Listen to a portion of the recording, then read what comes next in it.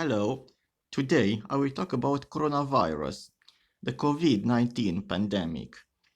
Yes, the COVID-19 is a hot topic nowadays, but did you know that the path for a pandemic has been created many years before? It was just a matter of time until the coronavirus pandemic broke out. And the same conditions will allow a new pandemic to break out. I don't know when will be, but the conditions exist. Now we'll take a break from the pandemic and we will take a closer look into the plants world.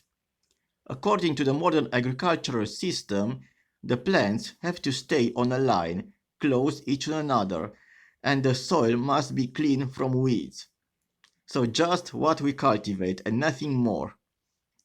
As you can see on this photo, this is what we call monoculture. The forests are cut down to use the land for monoculture. Do you know what happens to the plants in a monoculture? In fact, each plant might have its own diseases, pests, predators. Yes, but in a monoculture, the predators will always spread to all the plants. It's mandatory to apply chemical pesticides to the plants in a monoculture in order to keep them healthy and to grow well. From monoculture, we'll jump into a forest. Yes, here is a forest. What do you see here? We'll see smaller plants at the edge of the road, smaller shrubs, then larger shrubs, then smaller trees, then larger trees. So different sizes is what we call canopies. And what else do you see here? You see that the plants are not in one line, they are not in lines. The plants are mixed, they are everywhere, different species, mixed all together. And this is what we call diversity, variety, and better said, biodiversity. Many predators can be found in this forest, but they cannot destroy the ecosystem.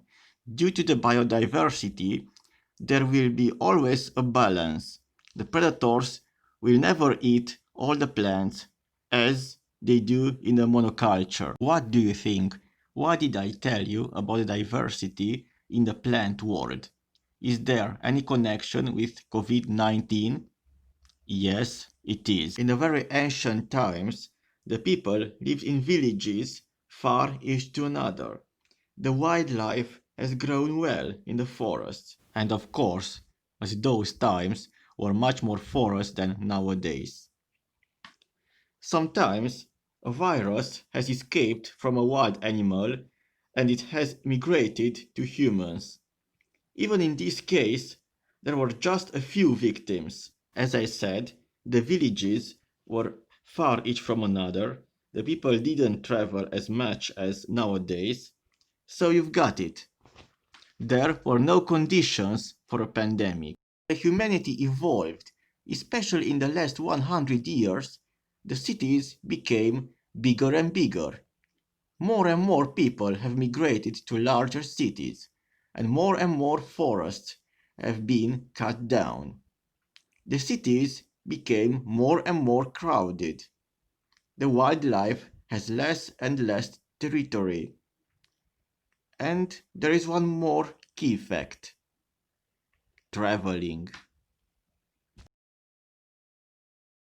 I will repeat the key facts again. We have overpopulation, overcrowded cities, traveling easily, and less space for the wildlife. All of these elements create the perfect cocktail for a pandemic. Wuhan was the city where coronavirus appeared from, but when the authorities decided to lock the city, some more infected people already traveled in or out from Wuhan. Those infected people brought the virus in other parts of the world. The pandemic began and nothing could stop it. Remember the image about the monoculture. Do you remember when a predator comes, it will eat plant after plant. The predators will destroy everything. I use this analogy because the plants in the monoculture reflect how the people are living in big cities. What can we do now? Do the governments have plans to prevent the next pandemic? No, they don't have any plans. Preparing for a pandemic is as much important as preparing for a war.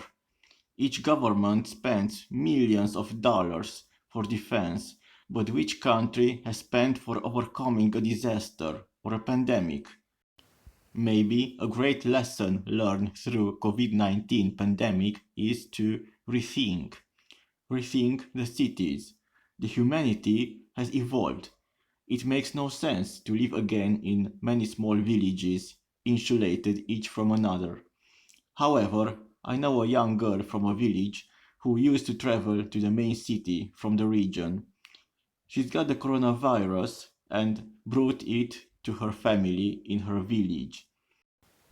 So it makes no sense to live in small villages far each to another like the first agricultural societies. But we have to rethink the economy and development for the smaller towns in order to prevent the mass migration to the big overcrowded cities. We have to rethink the whole economy, a sustainable economy which protects the environment and serves the people, not the CEOs of the big corporations. A sustainable town with sustainable economy, it's like this ecosystem from this photo, perfectly balanced. Rethink the transportation, the traveling.